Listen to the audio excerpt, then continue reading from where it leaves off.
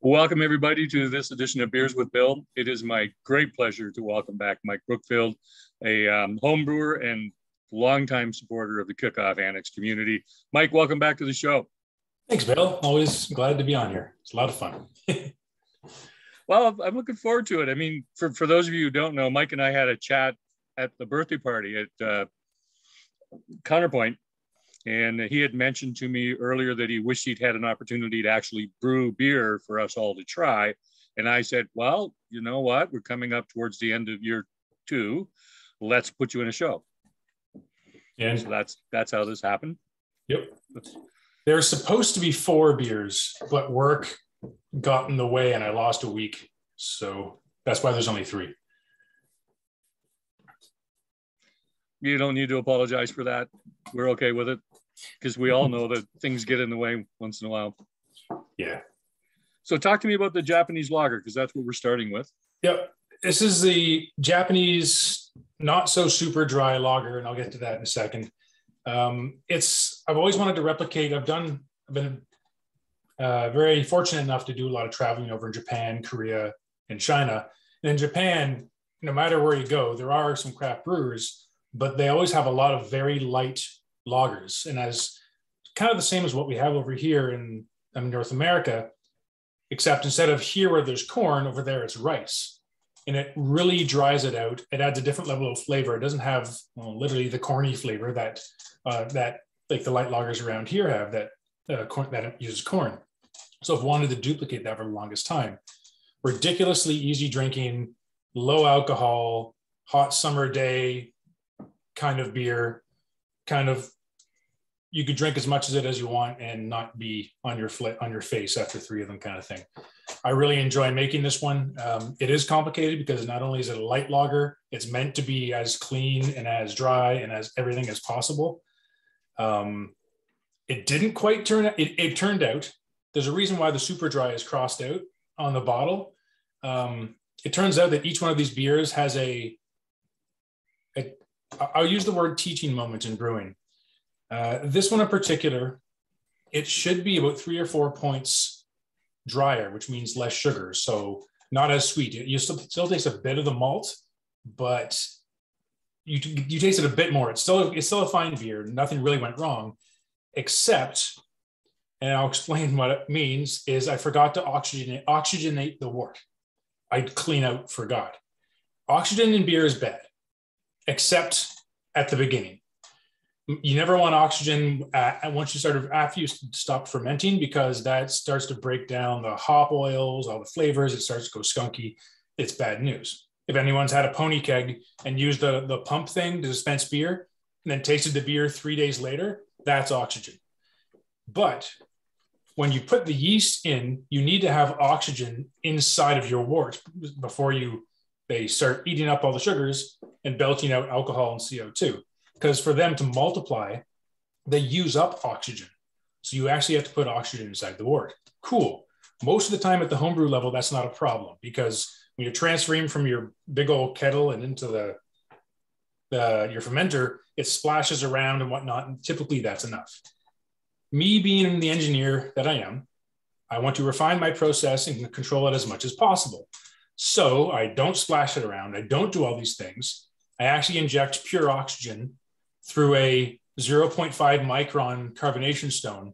So basically atomize the oxygen, and I can control the amount of oxygen I put into it. Too much is also bad. Too little does exactly kind of what happened here. The yeast didn't have the oxygen to multiply to the numbers they needed to finish drying out the beer.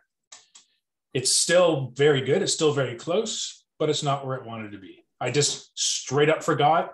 And when I was planning my next beer, I realized I didn't do it and went, well, crap, now I can't do it. I can't do anything about it. Injecting oxygen now is a terrible idea. So I just hoped the beer would finish, and it did. Just always critical of my process, but that's what it does. It's a little sweeter than it should be, but it's still a very easy drinking hot day kind of beer. Mike, I'm looking forward to sharing one of these with you on a patio sometime. Yep, that's I would love that. It's just so clean. That's the whole point. Yeah. I made this for my my family up in Collingwood. They want a summer beer, so this is what I make them because they're farmers. They're in an unair conditioned tractor or out in the field all summer, all sweaty, and they wanted a nice beer to come home to, and this is what I made them. And they seem to appreciate it. So, Well, even the best of brewers make mistakes. This has turned out fantastic, despite that. Yeah, it's a favorite of a lot of people. It's the beer for people who don't like beer, if they want to try a beer. Like my wife, for example, she likes beer that doesn't taste like beer, but she can drink this one. Yeah. Those kinds of things happen. So I have some questions for you. Mike is totally, by the way, everybody, unprepared because I didn't give him any indication what I was going to ask him tonight. So I'm curious what your opinion is. The last 2 years of the pandemic, how has it changed the craft beer industry in your perception? Well, I'm going to echo what a lot of the brewers have been saying is changed the delivery method to the consumer drastically. I've asked the question I hear before, other people have as well. Going to the LCBO is still fairly important, but it's not because people now go directly to the brewers. People are more aware of their local breweries a lot because they had kegs and kegs of beer they couldn't bring to restaurants, so they canned them all. So they had free local delivery where you get delivered to by the brewer, him or herself.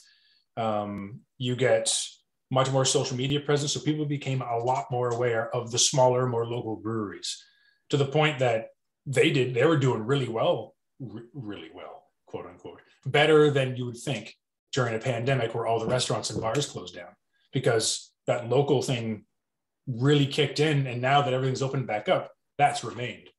So I think the more people are going to be more aware of their local breweries, and now more of the beers that are going to come out, and they're going to explore that a lot more instead of just going to the LCBO and seeing what's on the shelf. The shelf that's about this big compared to Molson, Coors, and InBev. We've talked about that too. We talk about that a lot with brewers. Yeah.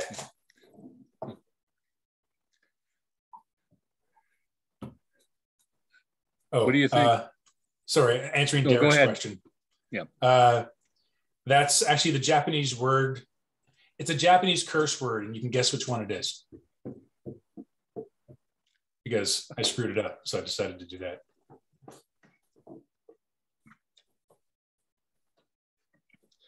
What do you think the next iteration of the craft beer industry is going to look like? The next iteration? Well, from a beer point of view, what's the next beer thing?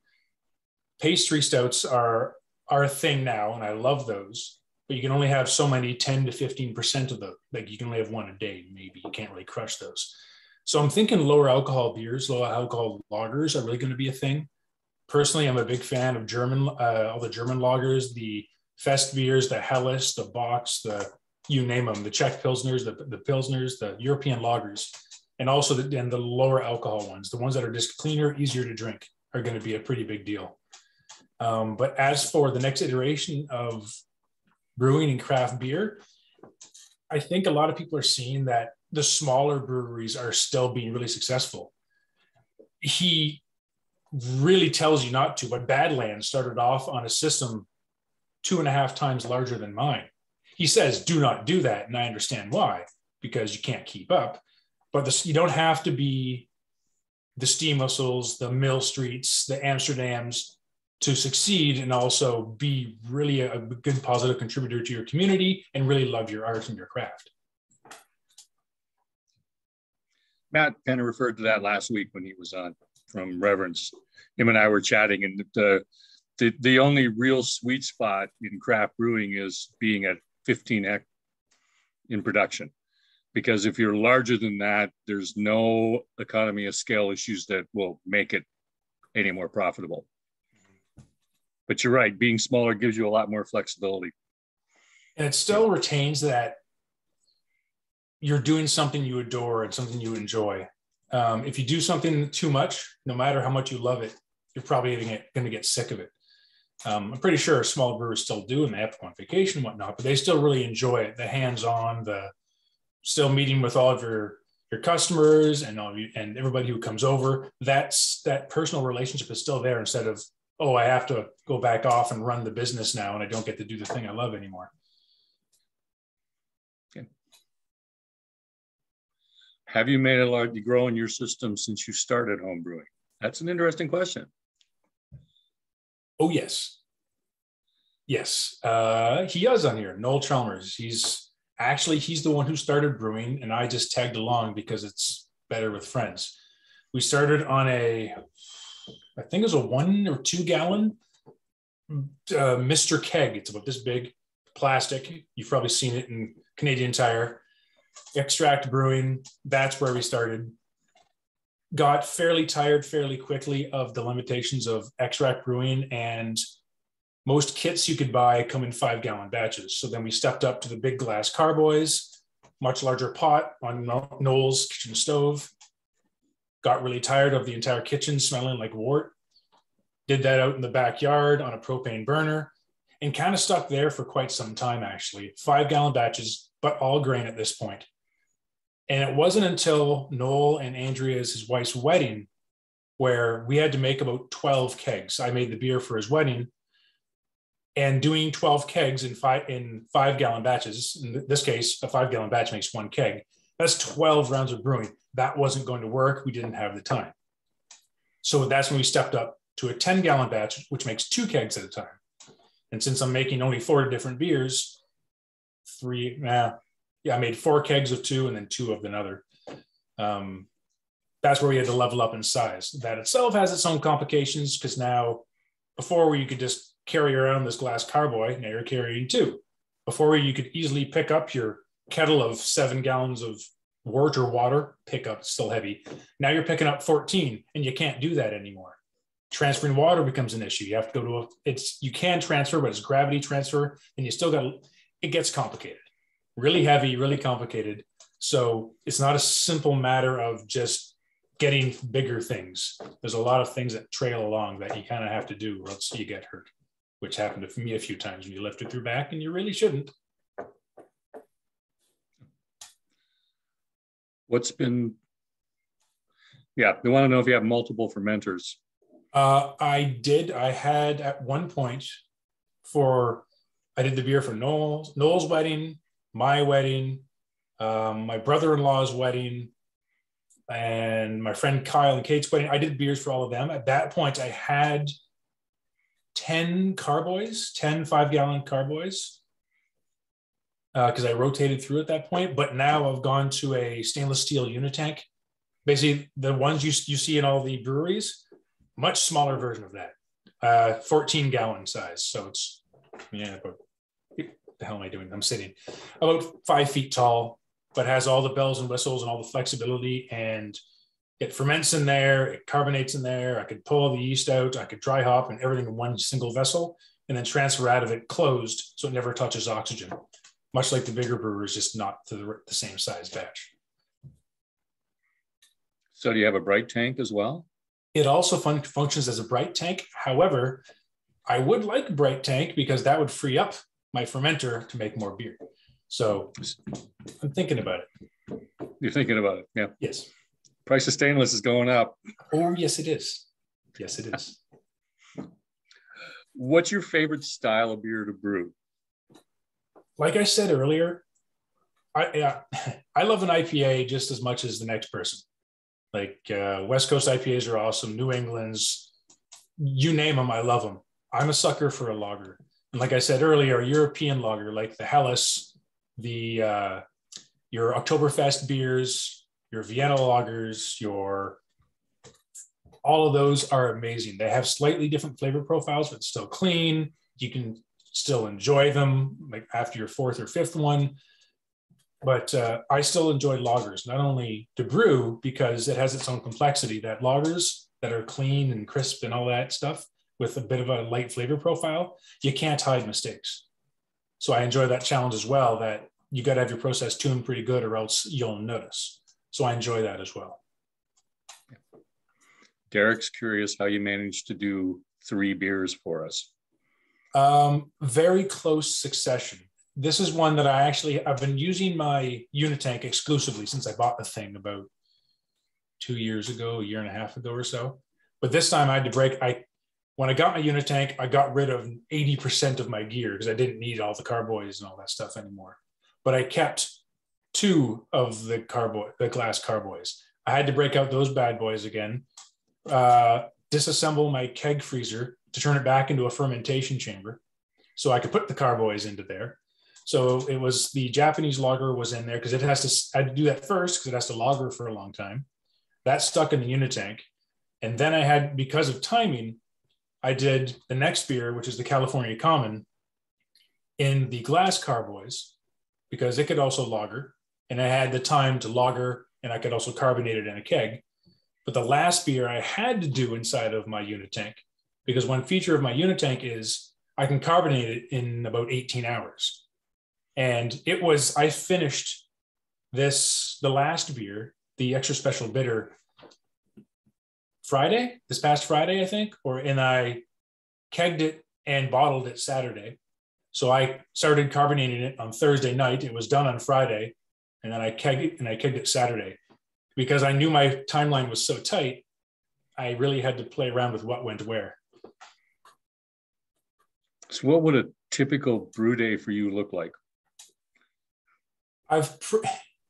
Mine's fairly complicated because there's a lot of, I'm sure for those of you who actually know about home brewing, you've seen these all-in-one brewing vessels, Grain Fathers, Brewzillas, Anvil Foundries. They're basically looks like one of those old school coffee pots. They know to heat up a bunch of water and it's a percolator. It's about this big and you see them at like any event. Looks like that, but you can brew inside of one of those things. So it's all one vessel. It's great functionality, really flexible. I don't have one of those because I go to 10-gallon batches. And when I started those things weren't really a thing. I have a kettle, I have a mash tun, I have a lauter tun, and I have a whole bunch of other gear and hoses and pumps and stuff to hook up to transfer from one to the other.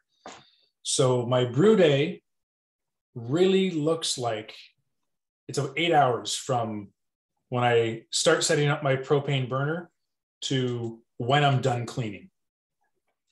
Because the brewing part really, really isn't much of the time. To heat up my water, about half hour, 45 minutes. Transfer it in the mash tun and it mashes, another hour or so. Then transfer into the kettle and boil, another hour or so. Then chill and transfer, another hour. Then the rest of that is me cleaning absolutely everything that I just made dirty. And my cleaning area is in the basement. I have to brew upstairs in my backyard in my garage, which has no water. So I have to truck everything up and down these old concrete steps into this old shower we have in the basement that I have deemed my cleaning room for my brewing equipment. So it's long, but I've got it down to a fairly good science. And now that there are decent options for those all-in-one brewing systems in 10-gallon batch sizes, I'm probably going to go to one of them once I get 240 volts out to my garage. You're going to do that yourself? Or you're going to hire a professional? Hire a professional. At one point, you can't really play with that sort of thing because it involves dropping in, rearranging the breakers in my breaker panel, running the proper line outside. Yeah. My dad, I took the water heater out of the milk house when he stopped doing dairy cattle. My dad decided that he would wire up an outlet with those wires without telling me. Oh. And then wanted to know why his drill was running at twice the normal speed. Yeah, probably got real hot too. Yeah, well, I said, you're lucky you didn't burn the barn down, Dad. Yeah, changing a light switch, sure. Putting new panels into my breaker panel, new breakers into my breaker panel, not really. And I got bigger plans for the garage too, so yeah, I'm gonna hire somebody. Gonna put water in there in a wash area so you don't have to truck up and down stairs? You see, this is where we get really far down the rabbit hole. It's uninsulated. So I also have to insulate it if I'm running up water to it because stuff freezes. There's no drain, but it's real close to the sewage line on the other side of the wall here. is the garage, and on this side is the sewage line. So I could, but I also thought of getting one of those portable on-demand water heaters that you could just hang on a wall and hook up my garden hose to it. And then have a utility sink that drains into a tub that has a submersible pump in it that I can just run out onto my driveway. Because everything, all the water in this is no different from rainwater. It's just dirty drain water. It's like soaking leaves in water. It's no different. So I can do it. It just gets complicated. It does sound complicated, and for anyone who hasn't brewed, it's mind-boggling complicated, and it really isn't. It's a lot of work. It is, and the cleaning is you can't skimp on the cleaning, because the one thing, you could have the best process in the world, but if you skimp on the cleaning, you might get some bacteria grown somewhere that your sanitizer can't get to. And you might, even if you don't get that far, you might get some weird flavors because there's some old stuff in there. You can't skimp on the cleaning. So that's why half my brew day is cleaning. Number one thing in a brewery is cleaning. Yep. And there's been more than one brewer who's mentioned that. So, my great-grandfather was a chocolatier, and he wrote one of the landmark books in the early 1900s. And the first 6 chapters is devoted to how you clean everything, including yourself. Yes, Kyle, I do. And I constantly think of that and just say, you know what? I'm just going to do it. It's going to cost a lot of money, but it's going to be worth it. And then after I'm done the next day and I go, that's going to be a lot of money. Maybe I shouldn't. I could just suck it up and clean in my backyard. And then it cycles. So yeah. I hear you in that. So we're going to do Odd Ontario, the California Common? Yes, correct.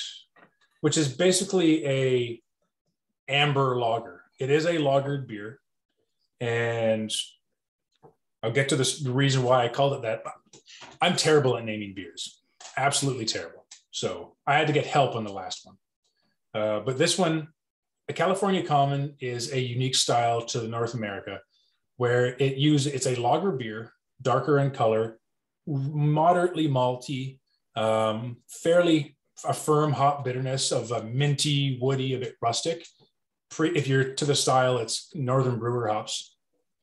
But it's the yeast that really sets it apart, because the story behind these, it's otherwise known as a steam beer, is during the gold rush and over on the West Coast, when they made beer, they couldn't really lager things. When they wanted to make beer, they just kind of sat it out, their fermenter outside during the cool nights by the ocean, where the cool breeze would come in, and it would just steam because it's hot with warm wort and nice cold air.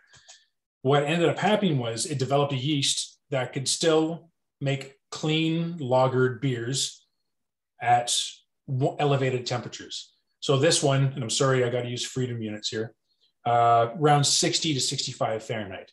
Most lagers, they're from 45 to 52. Anything above that, they start kicking out different flavors that you do not want in a lager. This one can actually do lager beers, but at an elevated temperature. I enjoy an amber lager. I love the clean ones, but I also like the ones with a bit of flavor, but still one that's nice and clean and easily drinkable. And that's a style that Noel actually introduced me to quite a while ago. The thing about this one, and the reason why it's called Odd Ontario, is play on words. We're not in California, and it's not common, because the yeast I use in here is not the California Common yeast. Nobody has any. This is not the time of year for it. I checked with Escarpment, their Gold Rush lager hasn't been made in a while, and they're not planning on any for a bit because it's not really in season, I guess. W yeast, White Labs, none of them had the proper yeast. But the people at Escarpment Labs did help me find an alternative, because this yeast, the California Common, is very close to a Kolsch. A Kolsch is a very clean fermenting, clean, easy drinking ale yeast that works at those elevated temperatures. So, and they're pretty sure that the California Common yeast was a cousin of a Kolsch style yeast that came over here. So that's what I used in here.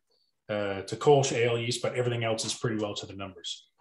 It still turned out fairly well. It's got a bit of a fruitiness character to it. Is just a side effect of the Kolsch yeast, but it's as close as I could get. It's still great. I still really enjoy it, but I'm an engineer. There's a recipe. I have to follow it, damn it. Well, Mike, you know that I like malt forward beers, so yep. I'm going to enjoy this one. I almost would have guessed Kvite yeast that you would have used on it. Nope, it's a Kolsch. Mm-hmm. This one is clean fermenting with a bit of red apple. Yeah. Also, very unbrewer of me. I'm terrible at picking out flavors. If I can be told this thing you're tasting is apple, now I'll know it. But I can't pick ones out something that's new. So it's still really good. It still has the right profile, the right amount of carbonation. It's a beer I enjoy making and enjoy drinking. Well, it's good. You answered the question. Most of my mind was what makes a California Common. So yeah, it's pretty well exclusively the yeast. Other than that, it's just a lager with a different hop profile. But this one is actually, it is pretty well just a lager, but it has its own beer judge certification category of a California Common because it was made to be so popular back in the day, and people really started making the style. It's kind of died off a bit, but it's on a bit of an upswing. Anchor Steam is the biggest one out west. That's what you'll find. That's the standard for, like, Stone IPA is the standard for West Coast IPA. Anchor Steam is the standard for California Common. Are there any other Ontario California Commons that you would know of? There was one, actually, and it's up in my friend Adam's neck of the woods. I forget the brewery. It's in Owen Sound. Starts with a K. Crap, they made one at one point. And it was fairly good, but I haven't seen it since. I'm not sure if they made it a regular thing or not. Yeah. I'm trying to think. I don't think it was Great Lakes, but one of the ones down there did do a California Common, but that was 10 or so years ago. So, yeah. Did Block 3 make one? I don't know. I'd have to ask Graham next time I talk to him. I'll ask him. Yeah, it's an awesome style. Like I featured this one at my wedding. I had 4 beers for my wedding too, and I made this one because some people like a maltier beer, and also you want it fairly easy drinking, so it's a good combo. Okay, Adam's wondering if it was Kalanin you were thinking of. I think it is. Yeah, and Troy dots my memory. He does. I think he's right that Block 3 did make the California Common. So.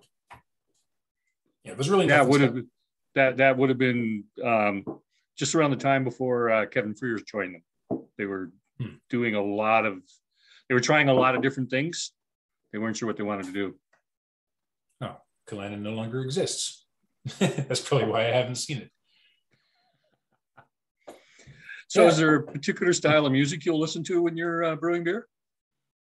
Actually, when I'm brewing beer, it's out in my garage. Out in my garage, we have my wife's old boombox from when she was young. So it's old school. It has radio, it has a tape player, and a CD player. So I have my old plastic box of CDs and my wife's folding leather pouch full of CDs that everybody here probably had when they were younger out there. I just randomly pick a CD out of there and I listen to that. So it's eclectic from gangster rap to metal to Much Dance 95 to Big Shiny Tunes 4. Kind of all over the place. Yeah, so I'm just looking at Derek's thing. He checked his Untapped. So Innocente had one. Huh. Yep. They called it Batch 02, so it must have been pretty early on when they were doing like their small batch system before he flew off the handle. Or maybe he always was, but Honestly, I think they all came out about the same time. Yeah. I think there was like one of those, like everybody's going to make a sour this summer. Everybody made a California Common, like all within about a 6-month period. Yep. That's very stereotypic though of the industry going back 10 years ago. They just all of a sudden everyone's doing the same thing. Yeah. And I don't know why it's not still a thing. I know you could just easily use a German lager yeast and make yourself a Marzen, which is another malt forward lager. Yeah. But I just really like the profile that this one makes, and it's a fun beer to make, and it ferments faster because you can do it at higher temperatures. So that's also a big plus. Maybe if I decide to do a collab with Sully, I'll see if he's interested in doing a California Common. Cool. Yeah, I'll be behind that. Mm-hmm.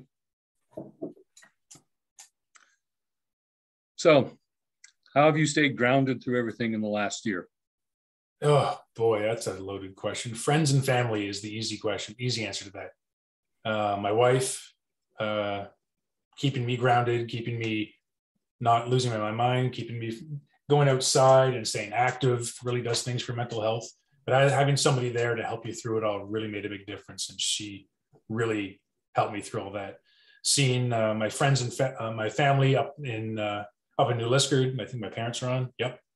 Going up to see them and going back home is fantastic. Going up to Collingwood, where my wife's family is on the farm, seeing everybody there and just remembering that that's really what matters. Yes, there's a lot of stuff going on. Just clarifying, when I go see people, it is always outside. We always go sit outside. In the winter, it's in the drive shed where the heated section is for the combine. But yeah, friends and family, reminding yourself that that's what matters, and really lets you take a breath away from the constant negative news feeds, the crap going on in the world, the sitting on this exact chair in front of this exact screen for 8 to 10 hours a day, all day, every day. Normally, a thing I do is I'm a huge computer. I'm a big gamer. This is on my big gaming rig that I'm talking to you on. I'm not about to go sit in this chair for 8 to 10 hours a day working and go, great, now I'm done. And then just keep sitting in here and play video games. I do like playing video games, but I need to get up and go do something else because I've been in here for too long, staring at this thing for too long. So, yeah. What's your favorite video game? I think we're all going to want to know it. Oh, it's definitely Doom. The whole Doom series from the OG back in 91, 92, all the way through to the new ones that came out recently. I think I regaled this whole group on how I pretty well steadily listened to the soundtrack from the last 2 Doom games because it's just earth-scorching metal and it's fantastic. That's my favorite game. I'm running through them again actually because I enjoy playing them so much. The old school Doom to the new stuff. Neighbors haven't had to call the police to come and tell you to turn it down? Nope, it's all on headphones. My wife doesn't quite like that style of music, so I got to be considerate, Okay. Your wife hasn't called the police to tell you to turn it down? No.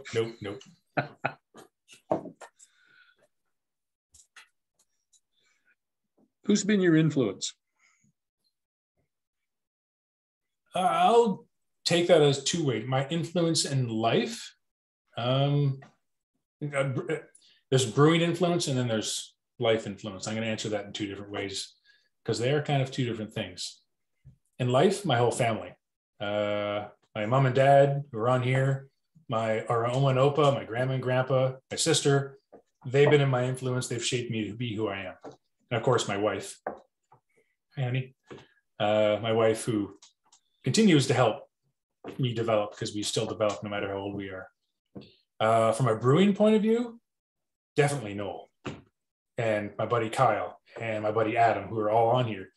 I started brewing with Noel, him and I, that's the reason why I'm in this. And then we got our friends Kyle and Adam on this, into this whole brewing thing. And so they inspire me to try different styles and drink different styles and to brew even more. So yeah, they support me, and hopefully I support them in return. If not, I'm doing something wrong, and I apologize, but I hope I do. I know that you like Wavemaker.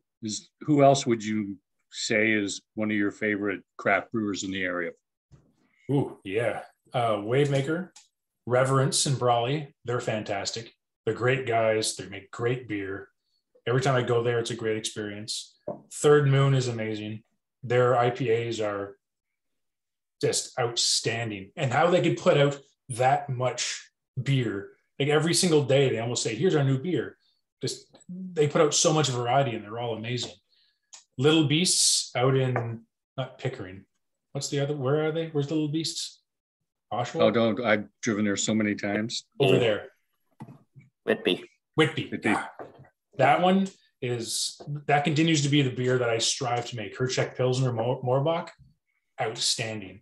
Her outlook on life, her mission statement in brewing and her life is outstanding. She's a great person, and her beer is amazing too. I just wish it was closer because I can't go there. I haven't been there yet. Soon. I'm working on getting her back on again. Hope so. She's outstanding. Her beer is awesome, and she's just a great person. Yep. I'm just looking at my notes to think what I should ask in place of that. So, sorry. I'll get Terry's question. What beer have you tried that has made you go, damn, I wish I'd made that beer? There's two. One's a repeat. It's the Moorbach Czech Pilsner from Little Beasts. It is the most well-balanced and to the style beer I've ever drank. It's the Pilsners are great, but that one's outstanding. How she did it, I would love to pick her brain on it and just see how she can do it. Probably there's a scale thing that I just can't replicate here, but I could do my best because it's just an easy drinking, fully flavorful, clean lager that is just outstanding. The other one, hopping on the old bandwagon for pastry stouts, is Reverence put out more S'mores, which is a s'mores pastry stout, in which they put, I forget the number, but an unreasonable amount of chocolate syrup and marshmallows. And that stout, even though it was 10.1%, was so good. You wanted to drink more, but it was a terrible idea because it was 10.1%. My wife loved it too, and we keep trying to find ones just like it because they don't make it anymore. They make other ones, but not that one in particular. My problem is I can make or do my best to make a Czech Pilsner. I'm not going to make 10 gallons of a 10% pastry stout. That's going to last me for years. Because Pilsner, I'll go through it fairly quick. But not a big pastry. I haven't made a stout really since I made one 8 years ago because it would stay forever. But I want to. But just think, Mike, you could go down to your cellar 5 years from now and go, oh, yes, my pastry stout from 2022. True. I could cellar my own beer. That would be a cool idea. They do stay pretty well. Contrary to that popular belief, it's what I said earlier. Kegs last, if your sanitation and your sanitation is on point, a keg of beer will last 6, 8, 12 months because it's an entirely CO2 environment. There is no oxygen for it to break down. The only thing to go wrong is anything that you did wrong in your brewing or any oxygen you may have introduced. Kegs go bad because people are used to the pony keg where you pump outside air into it to push the beer out. I push out the beer using carbon dioxide so it lasts for a very long time. So I could sell a keg of that. It's not a terrible idea. Yep. Now I'm going to go, Noel asked a couple of questions. He's asked them of everybody. And Noel, if you stay on afterwards, I'll let people talk to you about that. Classic beer brewers in Ontario. the classic styles? Who do you think is doing the best? Classic styles. Classic styles. Oh boy. Terry and Emma and Derek mentioned Godspeed for a Czech Pilsner and German lager. Wellington does a great job on the English ales. That's true. Yep, that's very true. Block 3 does great homage to the Belgian styles. Yep. And they've been doing that since day one. Yeah, that's been their thing. Everything is a Belgian twist on something. Yep. Little Beast, Reverence do great, and Short Finger, great job in barrel age. Oh, geez, yeah. On almost any style of barrel age. Badlands for the IPAs, big IPAs, but they do great IPAs. Same as Third Moon. Beer Lab. Beer Lab. They just try everything. They literally throw in a kitchen sink every now and then just to see what it does. But they also go back because they're so good at tuning their recipe. They could just nail a style over and over and over. Barn Cat for an IPA. And as we're going through all these, it's what you said originally, the smaller guys who are taking more risks, doing more unique batches more frequently are really hitting it. I think it was Reverence last week that said they like that because they don't want to, if they went for him to do, what's the one in there? Germain, the one is going to the LCBO. For him to do LCBO volumes of Germain, he would have to buy a lot more space. He has to contract it out. He doesn't want to be constantly brewing the same beer over and over and over and over and over just to supply that. So doing locally, doing a bit smaller, while still having something in the LCBO so people know your name, gives you a lot of flexibility to rotate through the beers you enjoy doing. Again, you have to enjoy this. If you stop enjoying it, that's a sad day for everybody. And that's where I think staying at a certain size really, really matters. Disgruntled Duke. Yeah. This one is an ESB, or an extra special bitter. And contrary to the name, it is not really that bitter in the grand scheme of things. My wife thinks it's bitter, but she doesn't like anything that even remotely has anything bitter in it. It's technically just another English pale ale. When you go to a pub in England and you order a bitter, this is probably what they'll give you. It's to the style English Ale Yeast 2 from Escarpment Labs, Fuggles for bittering hop, and then East Kent Goldings for the aroma and flavor additions. The interesting tweak that I did to this one was English ales and extra special bitters lend well to something called esters. The thing that you get out of a lager if you ferment it too hot is called an ester. It's a fruitier, just a warmer, fruitier flavor that you get out of it. English ales love that, and they go really well with the flavor profile. So what I deliberately did is I underpitched the yeast. When you stress out yeast, when it has to work extra hard to eat up all the sugar, it kicks out some esters and kicks out some of that. So I deliberately pitched less than I should if I was making it a nice clean ale, simply to have it generate a bit more of those fruitier esters. And apparently that's really common with this English style. And this is the one that was kegged and bottled on Saturday.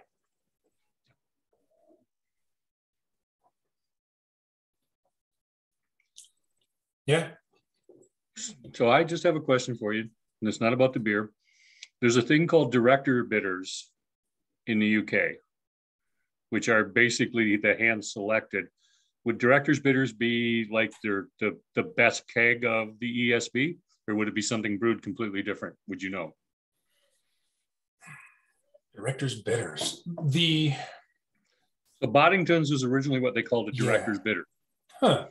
It's what the directors of the brewery would drink as opposed to everybody else. I didn't know that. The world standard for an ESB is Fuller's. Like basically what everybody considers to be an ESB is that. An actual England extra special bitter, or strong bitter as they call it, is a bit different than American ESB. They're slightly different. It's mostly the ester production, and it's a bit sweeter, a bit more earthier over on the other side of the pond than it is over here.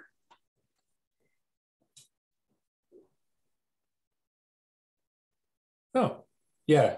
The English ale yeast that I used in here also said it is popular for use in fruity IPAs because of what it can kick out. Yep.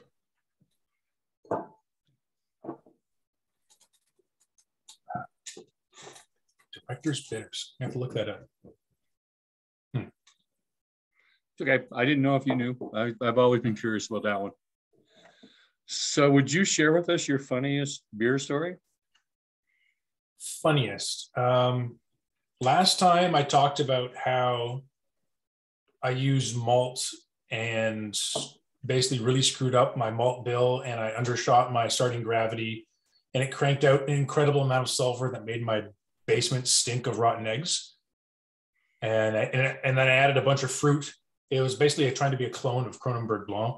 So I added the fruit to really give it like an apricot fruitiness. It restarted the fermentation, made a giant mess, but it cleaned up the yeast. So for the wedding, about a week later, it turned out great. That's the one I told you about before. The one that I remembered, because I figured you'd ask that question, is I brew year round, and I brew outside because the beer doesn't care what temperature it is. I have a propane burner for a reason. So I'm doing my thing. The last stage is, once you've been boiling for typically an hour for most beers, is you want to cool it down as quickly as possible. Because if you let it just sit there, it has a chance to attract, to get infection and start developing off flavors. And also, you add hops at the beginning of your boil at the 1 hour mark, because it's going to contribute a certain bittering amount of actual palatable bitter by the time it's done.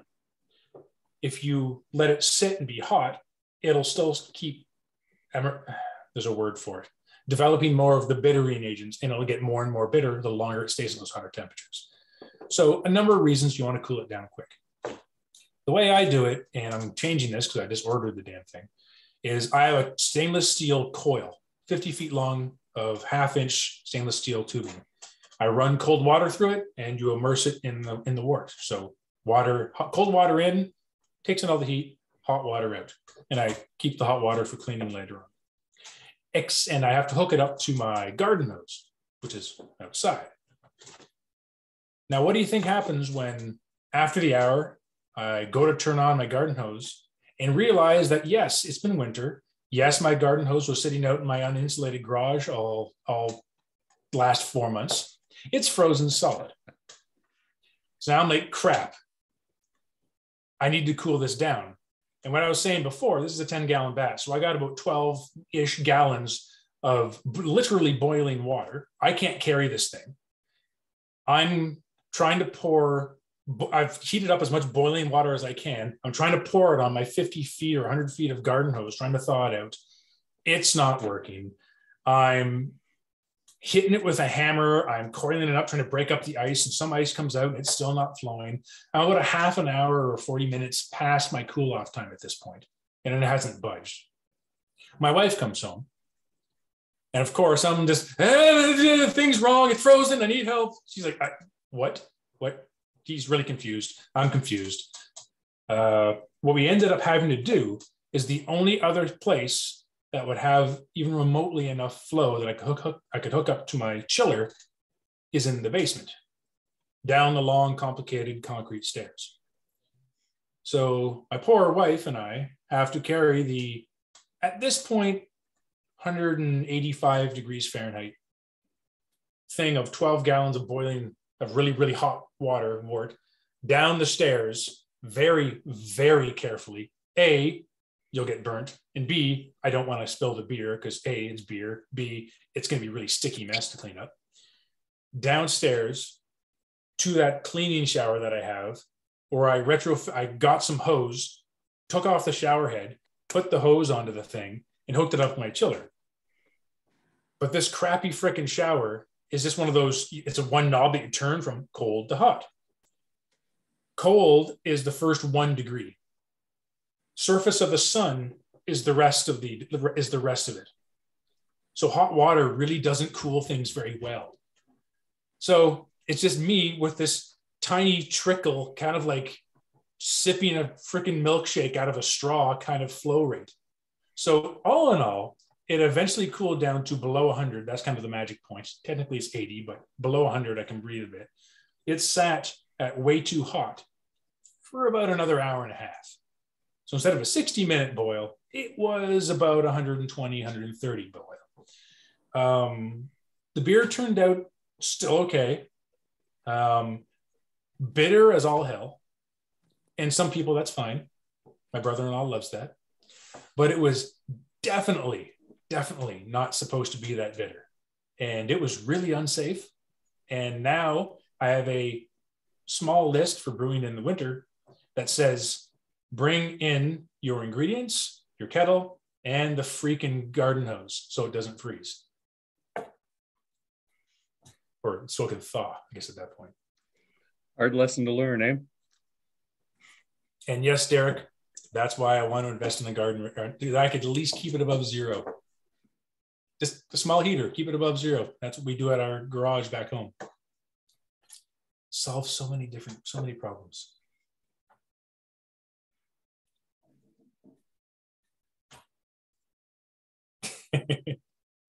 Yeah, the sulfur smell, a lot of time, Adam. Derek. A lot of time. And it's inside of a fermentation chamber, which is it's a chest freezer that I cycle on and off to keep a certain temperature. Don't open the freezer until I really kind of open. Oh God, close. Open, pour in the fruit, close. And luckily it cleaned itself up. Yeah, my process wasn't safe carrying down. That was pretty hairy because the thing of really hot wort that we had to carry downstairs, it's on top of a table, which is on top of a propane burner. So it's about this high. So you have to lift it up over top of the wind guard and then down to about getting it from that high, getting it down to where you can actually carry it normally was the hairiest part. Because you're doing it up here and it's, 5 gallons of water weighs pretty close to 50 pounds. So we're pushing 110 pounds at this point, including the kettle. It was pretty uncomfortable. Never once did it cross your mind that you were going to throw this batch of beer out. Nope. It was either going to be a fun teaching moment because it crossed my mind, and Noel, Adam, and Kyle will know this, is when we get together, all of us get together to play video games for a whole weekend. We enjoy bringing what we like to call a punishment beer. That if while gaming, somebody does something stupid, they have to drink the punishment beer. And that's typically the worst beer we could find. So if this beer went bad, like got infected or something like that, infected beers aren't bad. They just taste terrible. That's what I was going to bring. So in one way or another, it was going to get drank by somebody. And that would have stayed in the cellar too, right? Until I needed the keg and I would have stayed. I would have drank it one way or another. I've never yet dumped a beer. Knock wood. Mike, it's been a pleasure chatting with you. And awesome, we appreciate the fact that for those of us in the KW region that you shared your beer with us.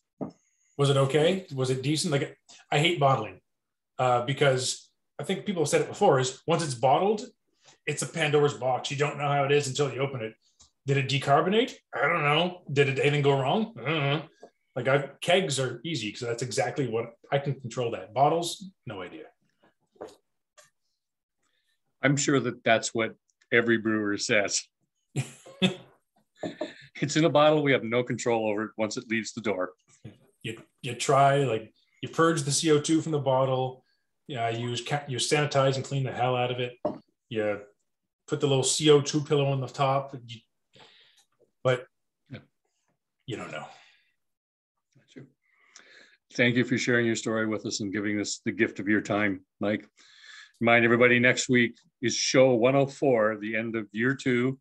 Cam Bartel has agreed to join me after my guest that I had lined up had to back out at the last minute. And him and I will be broadcasting live from the Grad House, but unfortunately, I can't invite you to join us there because it's closed at that time of night. So but he wanted to do it from the grad house. And I said, yeah, I'll come up to Waterloo and do that. And so again, Mike, thank you.